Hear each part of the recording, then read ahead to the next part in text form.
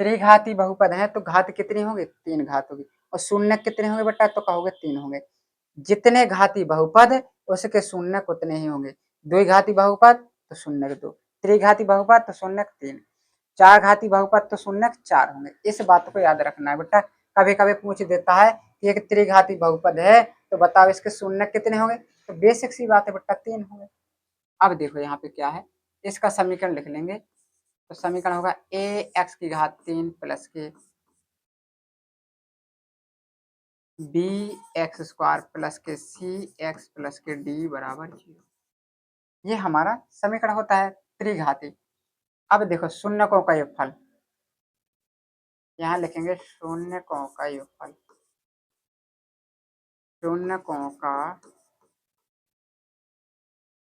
योगफल। अब देखो जरा बेटा, इसके शून्य क्या मानेंगे, 3 मानना पड़ेगा।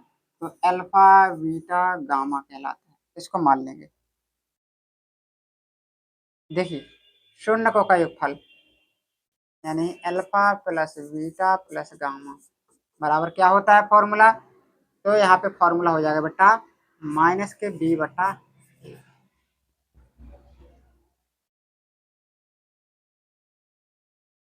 माइनस के बी बटा ए हमारा हो जाएगा। अब दो शून्यकों के गुणनफल का योगफल यानी इसका गुणा इसमें प्लस इसका गुणा इसमें प्लस इसका गुणा इसमें, मतलब फॉर्मूला आ जाएगा अल्फा बीटा प्लस बीटा, यहाँ पे भाषा लिख लो, दो शून्यकों के गुणनफल का योगफल, के गुणनफल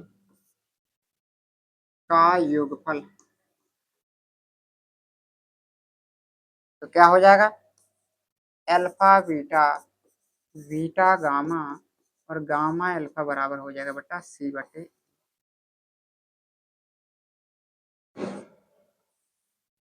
ठीक है बेटा, इस चीज को याद रखना है।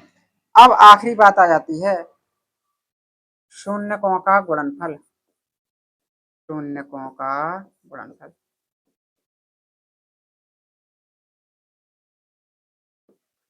शून्यकों का गुणनफल क्या होगा फॉर्मूला, अल्फा बीटा गामा बराबर माइनस के डी बटा। ठीक है, ये हमारे फॉर्मूला थे शून्यकों का योगफल और एक साथ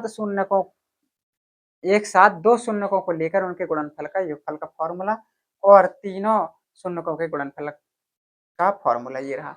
अब एक बात और है कि अगर बहुपद के शून्यक दिए हों, बहुपद के क्या दिए हों, केवल शून्यक दिए हों और कहेगा कि बहुपद ज्ञात करो, तब यहाँ पे लिखेंगे जब त्रिघाती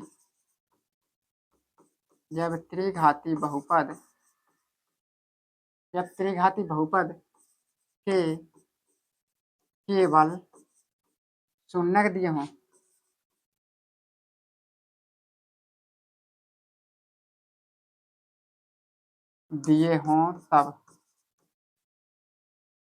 तब त्रिघाती बहुपद, तब त्रिघाती बहुपद क्या होगा बेटा formula, x cube minus alpha plus beta plus gamma into x square plus के alpha beta beta gamma gamma alpha into x और माइनस के alpha beta gamma is equal to 0। ये हमारा त्रिघाती बहुपद का फॉर्मूला होता है जब केवल शून्यक दिए हो। ठीक है, अगर आप इतने फॉर्मूला को कंप्लीट करके चलते हो तो आपकी जो प्रश्नावलियां हैं बहुपद की वो सारी की सारी कंप्लीट हो जाएंगी, इसके बाहर कुछ नहीं आने वाला है। ठीक है, तो इस तरीके से आपको ये फॉर्मूला कंप्लीट करने हैं और इन फॉर्मूला में अगर कोई डाउट रह जाता है तो कमेंट करना ना भूलें। नेक्स्ट क्लास में हम अध्याय शुरू कर देंगे, आप लोगों का काम है इन फॉर्मूला को कंप्लीट करना। नेक्स्ट वीडियो में मैं जब एक्सरसाइज 2.1 शुरू करूंगा तब आपसे ये फॉर्मूला मैं पूछूंगा और आप ही लोगों को ये फॉर्मूला लगाने हैं, मैं केवल बताऊंगा कि किस तरीके से यूज इनका करना है। ठीक है, तो आज की क्लास में हम इतना रहने देते हैं। नेक्स्ट वीडियो में हम प्रश्नावली 2.1 लेक्चर 1 शुरू कर देंगे। ठीक है, तो मिलते हैं नेक्स्ट वीडियो में।